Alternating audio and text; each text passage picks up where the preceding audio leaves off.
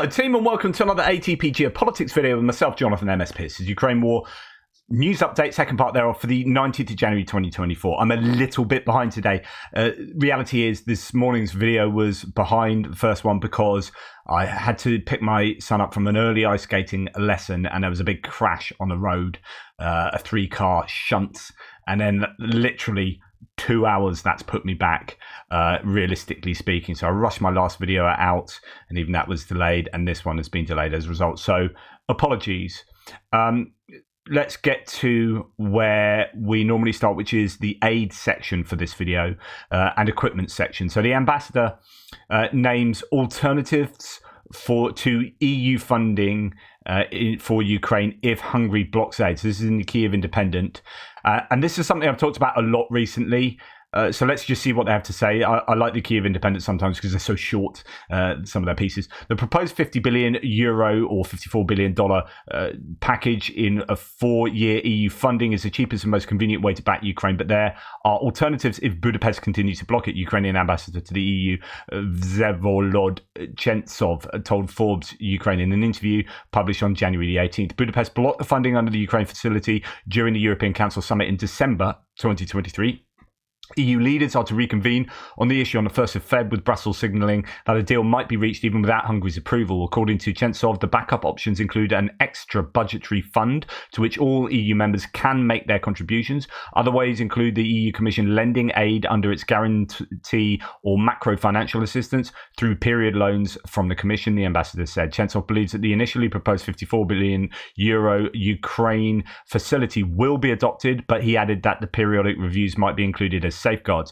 That might be with reference to this idea that Viktor Orban can, like, one of the compromises can be that it might be that he can review it after a year and then put a veto on that, because this isn't just a whole package you'll be given in 1 year, like straight away. This is, as it insinuates here, sort of 4-year funding package. Last week, Financial Times reported the EU members are preparing to make concessions to secure Hungary's consent. The report came only days after Politico wrote that Budapest might be willing to withdraw its veto if the funding was subject to annual renewal.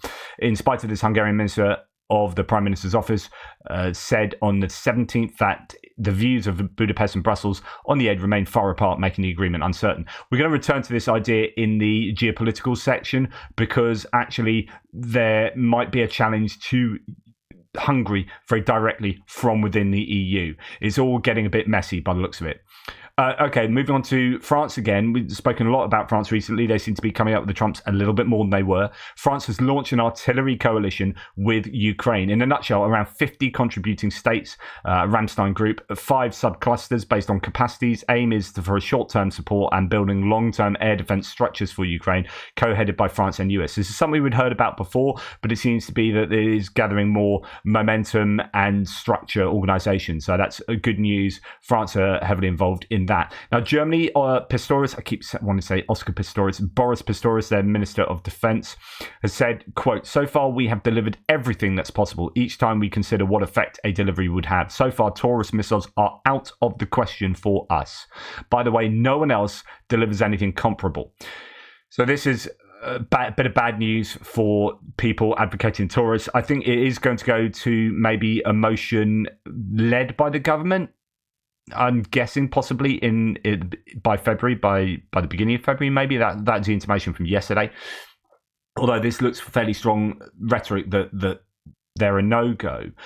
But again, this could be that justification based on we don't want to be first to do this. So the idea of the Leopard tanks being released was that actually the UK started the ball rolling with the Challenger 2, and then Germany said we won't do it unless the US commits to Abrams tanks, and then the US said, okay, here's 31 Abrams tanks, and then Germany went, okay, Leopard 2s. So with regard to the Taurus missile, the range that these missiles have is this idea that, you know, no one else has done that. It's, when you have anything on a spectrum, you have the idea, well, do you know what? It looks like Scalps and Storm Shadows can be used at their like higher end of the range.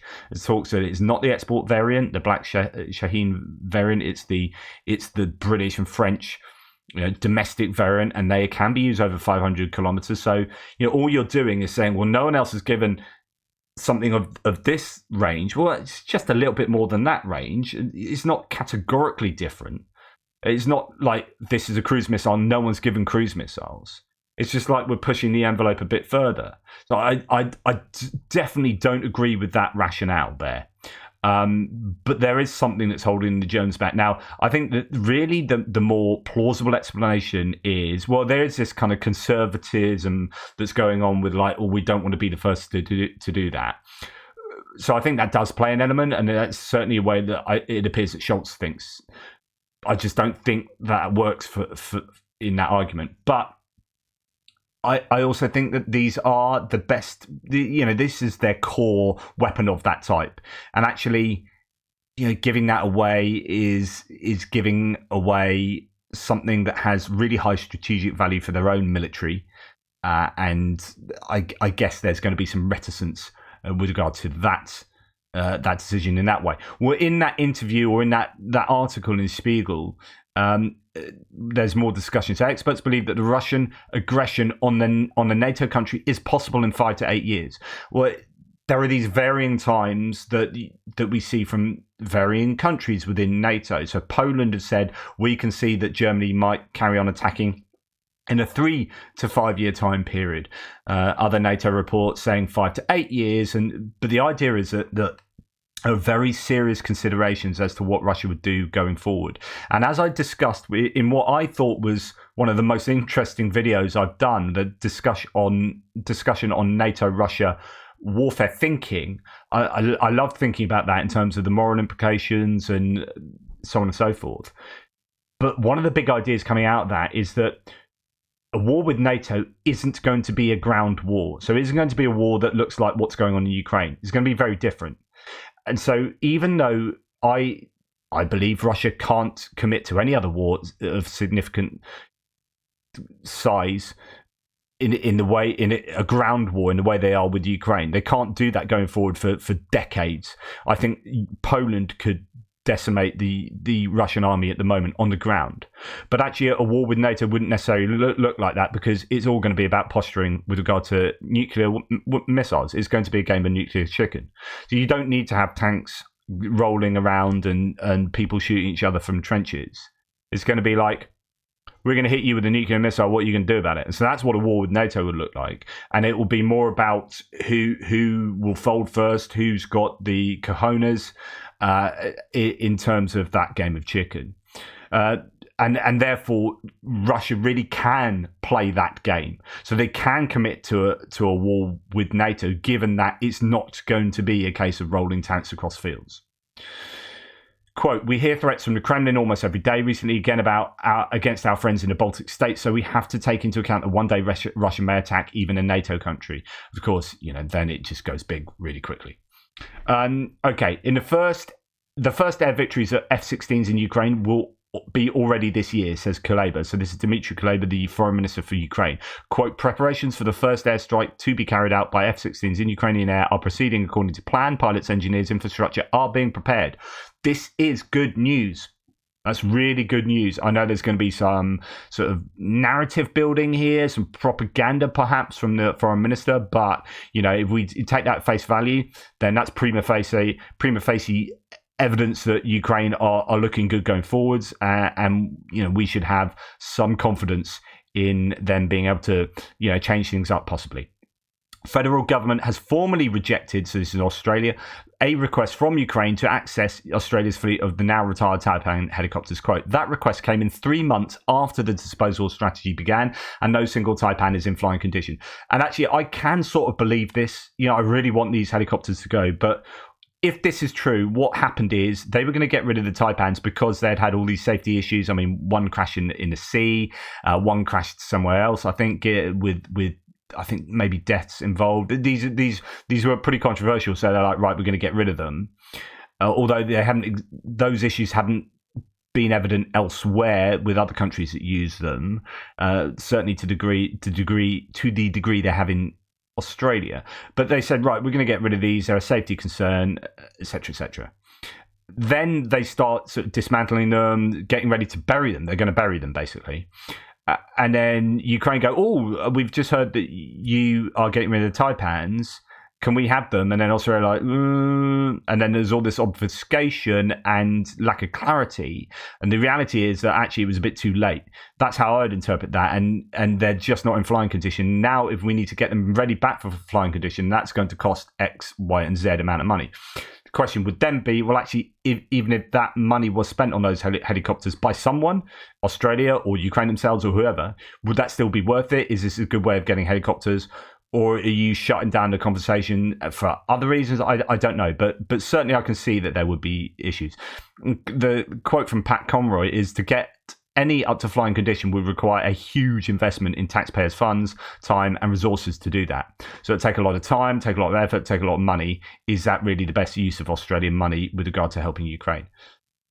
There will be a lot of people who are going to be peed off about that, thinking we've ended up. But what would frustrate me is that at the point of deciding to get rid of these helicopters, it should be like anyone in any allied nation who works in the defence sector. Any disposal of any vehicles, equipment, ammunition, munitions, weapons, anything like that, the first thought should be, can we get this to Ukraine? Rather than, how do we get rid of this? Let's get rid of this. Okay, we're going to get rid of this.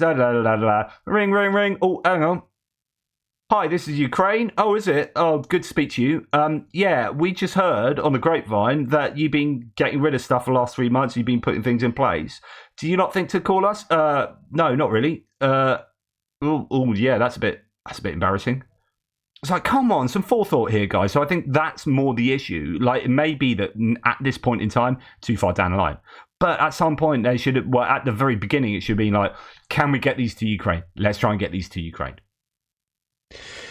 Now, I've just had my parents round for an extended cup of tea, so that's an hour gone, and so I'm not sure what I was talking about just then. I presume I've finished talking about the Australian helicopters. Anyway, moving on. Estonia will annually allocate 14 million euros to Ukraine for the purpose of development within the framework of cooperation. It seems fairly vague, but it's an annual 14 million euro contribution. Vice Chancellor of the Ministry of Foreign Affairs of Estonia, Marian Ratnik, explained that from the sum, 12.8 million euros will be allocated to the Estonian Development Cooperation Centre, EstDev, 1 million euros for humanitarian aid to Ukraine, and 200,000 euros for supporting Estonian business cooperation with Ukraine. Again, this talks to the positive sum game, the idea that it's not just about charitably helping Ukraine, but it's about helping Ukraine in a way that can also help Estonia, and all the countries are going to be doing this to some degree. So like, here's a bunch of money so that we can develop business relationships with you, and our businesses can be the ones who are helping you develop in this particular way. We've seen that in Mykolaiv with Denmark taking ownership in a sense over reconstructing and helping Mykolaiv Oblast, and so it's their Danish businesses that are going to be largely involved in doing that, so that they are getting, gainful employment for Danish people, and getting tax dollars coming back in. So it's a way of Denmark, for example, in that situation, investing but seeing a return on investment to them, as well as seeing a return on investment, that investment for Ukraine, and therefore for the world. It's also, there's a kickback for Denmark too. No such thing as a free lunch. An interesting long post from Marines of Sevastopol, Russian channel, going over drone production in Russia, claiming that although deliveries of FPVs have increased massively since summer, the quality has gone down, and innovation is lacking due to heavily centralized production processes. It's really interesting because we are hearing so many varied things. We're hearing scare stories from Ukrainians themselves, from certain Ukrainians. We're hearing, Andrew Perpetua talks about how there's this, he's really worried about Russian drones and how they're technologically advanced. My take on the situation is, I think Russia has certain drones that are technologically more advanced than Ukraine, but in the same way that we saw with the Tornado S, which is the equivalent to the HIMARS, is that, yeah, you can have that advantage, but unless we're seeing that across the battlefield being used in a way that it changes the game, it's irrelevant. So if you have some Tornado S's, but you don't really use them because you don't have the munitions for them, because the production isn't up and it's not scaled, then whoop-de-doo, you've got a weapon system that can fire further than HIMARS. Well done. Brilliant. Unless you're going to use that a lot, then it's not going to make that much difference. So I think that might be the case with the drones, which is in certain areas, the Russians might have some technological advantages, but if that's not to scale and across the front line, then that's not being realised. That there's not a practical manifestation of that advantage.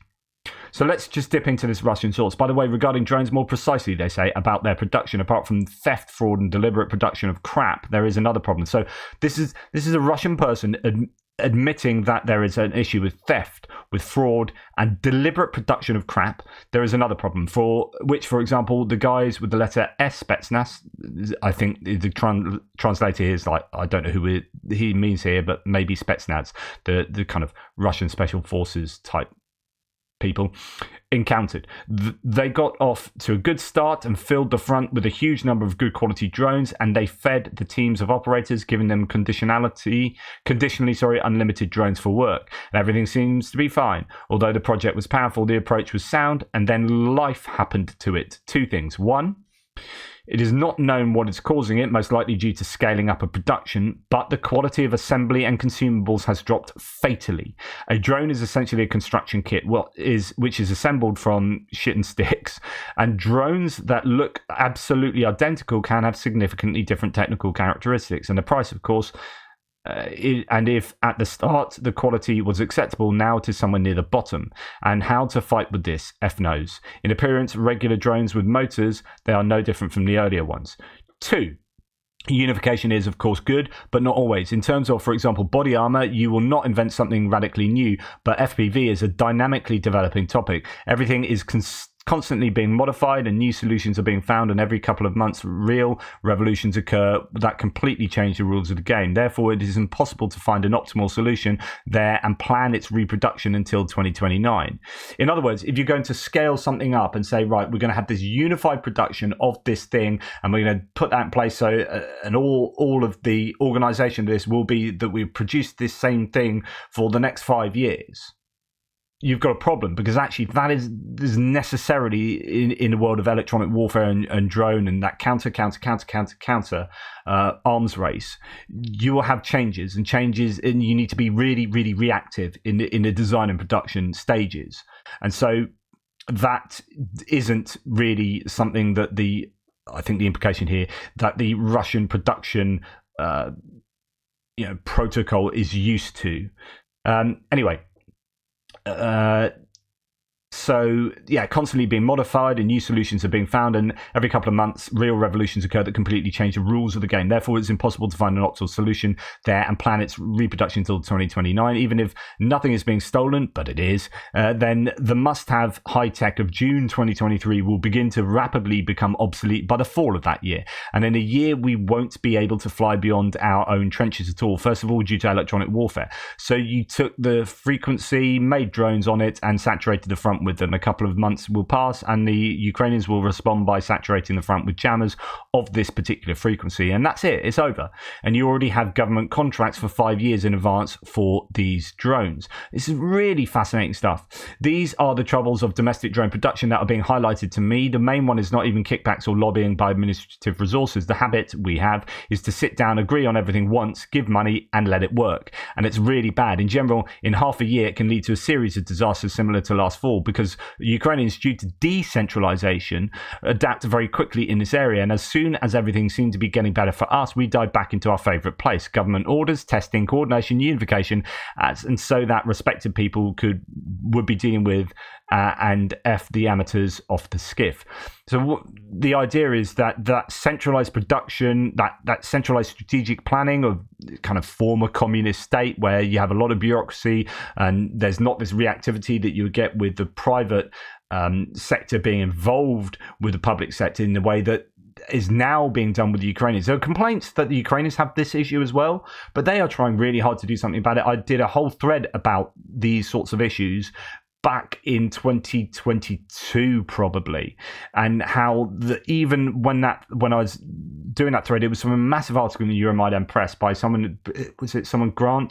General Grant from the British, who had been over there helping the Ukrainians for some time, I think since 2014, and he is saying, like, these are the issues with the Ukrainian army. But even when I was reading you that whole article in different stages, the Ukrainian government appeared to be reading that article as well, or knowing that these were the issues and changing things. So they would change the procurement of drones.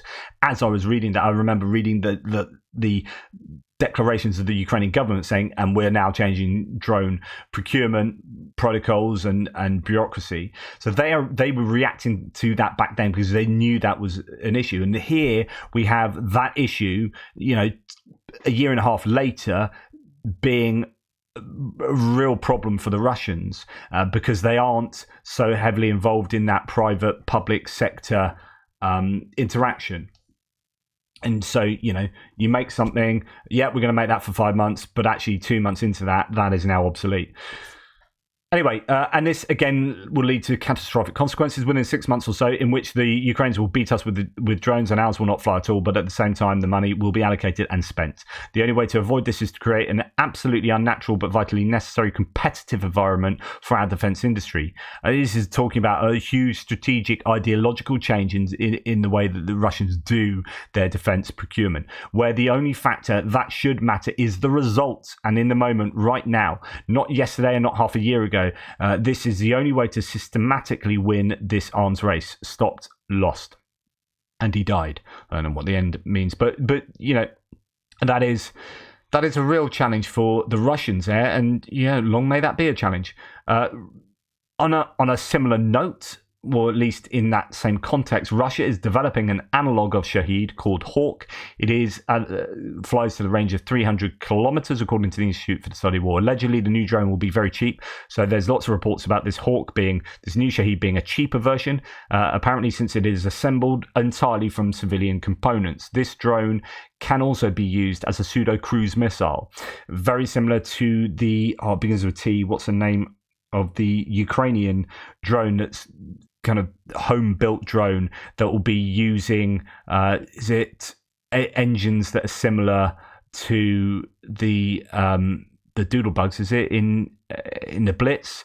Anyway, being able to build those, if you have the know-how from home, and use them as glorified cruise missiles. That's something the Ukrainians have long been working on. It looks like the Russians are trying to do that as well. And this goes to the idea of this arms race of one side doing it and the other side catching up, but also constantly needing to be reactive in terms of, well, they've done that, how do we get around that, or how do we stop that from happening? So we're going to do this. And then the other side saying, well, they've now put that counter in place. How do we get around that counter? So there needs to be this reactivity, this dynamism in the industry that Russian source was saying just doesn't exist.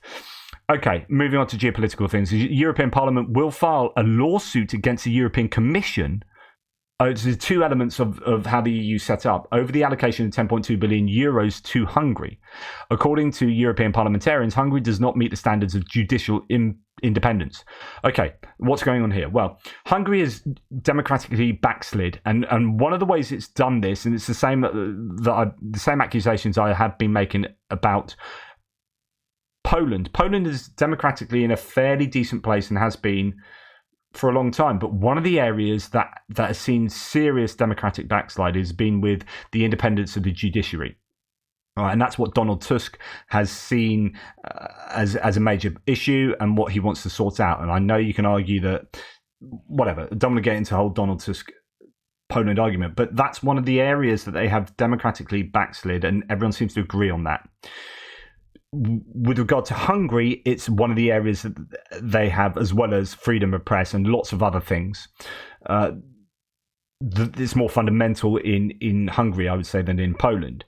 Poland is still fairly healthy, democratically speaking. There are just certain areas that really need attention. With Hungary, it's right across the board. Now, the EU has withheld funding because of this democratic backsliding, in an attempt to bribe, if you like, in a sense. I think bribe's the wrong word because it's too much of a pejorative or too loaded. But the EU has been trying to leverage, I guess, that money in order to get Hungary to back on track, democratically speaking. But Hungary are going down that route, and it is not looking good there. So they've had a lot of money held from them, the Hungarians. But in trying to release the funding from the EU that needs unanimity, the EU have wanted Hungary to not veto the aid package. So they've released some funding to Hungary that was otherwise kept back.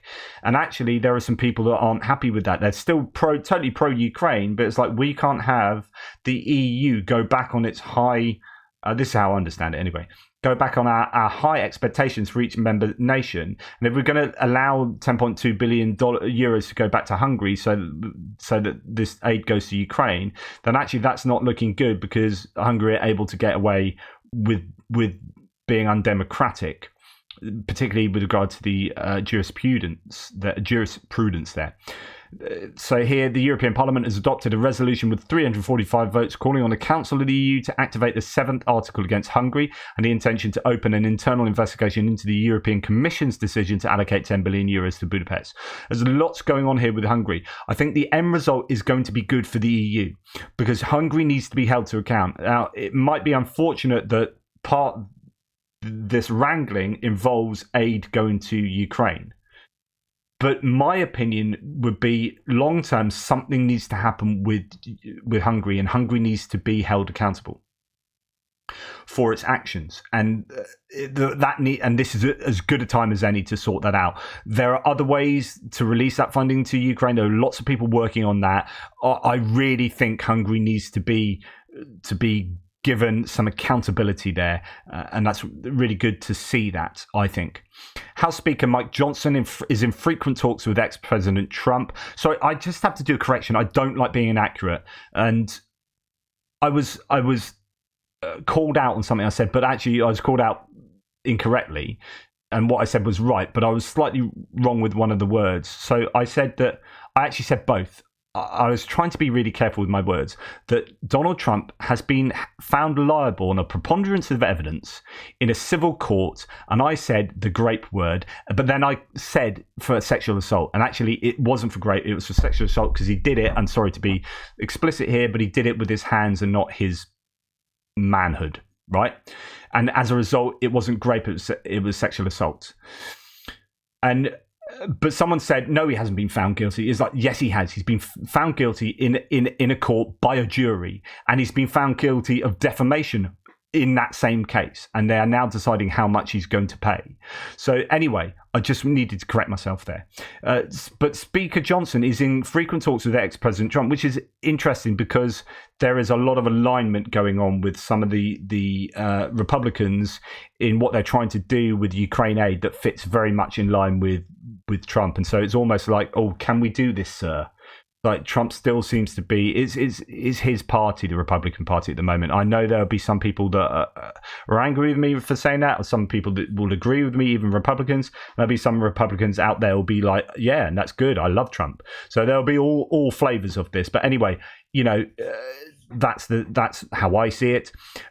So Speaker Johnson maintains a hardline stance on border negotiations, urging Biden to use executive authority. He insists any Ukraine aid must tie to substantial border changes, echoing HR2 proposal. This isn't about money. At the end of the day, the money for Ukraine comes from a different pot than the money for the border. So these are completely unconnected things, but they have been connected, as I keep saying, by these lawmakers. Now, the US Senate may take up the Ukraine border security package next week. So we've had senators that have met, like Republican senators met with Biden in the White House. I was hoping, and I said this to you, that Biden and the White House administration would be letting the senators or these lawmakers, these Republican lawmakers, into some of the intelligence secrets. I hope they'll be kind of saying, look, this is what it's really like, guys. This is how bloody serious this is. Like, yeah, we can argue about the border, but, because the problem is the border is such a divisive issue amongst Democrats themselves as well. So it's just something that is so difficult to sort out. We can't afford to attach the Ukraine aid to the border reforms. Now, whether some of these Republican senators have taken that on board and gone back and say, yeah, we need to take this up next week, I don't know. I mean, it could be the case. But anyway, Mitch McConnell has announced, as the leader of Republicans in the Senate, that they are possibly going to take up the Ukraine border security package next week. So I don't know what that means with regard to getting it through and the House of Representatives, where Speaker Mike Johnson is being the linchpin there. Anyway, President Joe Biden has made concessions on immigration policy to Senate Republicans. So as part of that, I assume they'll be saying how things really are going in Ukraine, but also saying, you know what, we will make some concessions to deflect criticism and secure backing for Ukraine aid, according to the Wall Street Journal. So there could be some concessions, but the question is, will they be enough? What Mike Johnson wants is something that is really unlikely that Biden will concede to, given that he would then get a massive backlash from Democratic lawmakers, and this is how difficult it all is. White House said that military cooperation, at the same time, military cooperation between Russia and North Korea and North Korea has a potential to drastically change security threat. So seeing those senators, I wonder whether they'll be talking about this as well. You do realize that now Russia are going to North Korea. This is all going down a pan, and we need to be so strong on this, and yet the impasse is not helping. And actually, there's an opportunism going on here between these nefarious actors like North Korea, like Iran, with Russia. The growing cooperation between Russia and North Korea could drastically influence the type of security threats coming from North Korea, says Pranay Vadi, the White House's senior director for arms control. And at the same time, the US has slapped sanctions over Russian oil price cap breaches. This is really important. So those who still are transporting Russian oil at above the price cap, at a price per barrel, will be sanctioned even harder. The US Treasury Department's Office of Foreign Assets Control, OFAC, announced this on the 18th, that sanctions against the shipping company Hennessy Holdings Limited will take place for violating the $60 a barrel price cap for Russian crude oil. Good to see that things are happening about that. Now, with regard to Trump getting in and getting the US out of NATO, someone sent me this. Sorry, I get a lot of messages on Twitter, but if you're not my friend on Twitter, it goes into another place, which is a message request, and I don't often look at that. And then suddenly I looked at it and there's like 20 messages from people I don't know, but trying to help me with sources. And someone sent me this. Congress approves. I knew this had happened, but I hadn't actually looked for a source. Congress approves a bill barring any president from unilaterally withdrawing from NATO. And this happened back in December in 2023. But this is super important. So this is really the recognition from lawmakers, even across the aisle as well, that it would be dangerous if a president can pull the US out of something like NATO without congressional support. So they put something in place that hopefully stops that, and it's kind of checks and balances for, as it talks about here, and the Hill is pretty neutral here. Talks about, you know, this issue being that Trump is looking to pull the US, or potentially pull the US out of NATO. So good to see some checks and balances in place. Now, Ukraine wants to organize a phone call between Zelensky and Xi Jinping, the leader of China. Ukrainian Foreign Minister Dmitry Kuleba, who participated in the Davos World Economic Forum, stated that the Ukrainian government insists on establishing a direct channel of communication between Xi Jinping and the Ukrainian president. That can only be good in my books. Latvia has started the deportation of almost 1,000 Russian citizens. They changed the rules. I think it was Latvia. I know this is happening in a number of the Baltic states, but I think it was Latvia that changed the rules and said, right, in order for you to have your visa or to live in Latvia, you need to do X, Y, and Z. And a load of Russians who were living there didn't do X, Y, and Z, and so now they're saying, right, well, you haven't fulfilled your visa criteria, and so we're now going to deport them. So almost 1,000. That's pretty big. NATO is going to conduct large-scale exercises with a participation of about 90,000 military personnel. I think there's a good deal. I think there's 20,000 UK personnel doing it.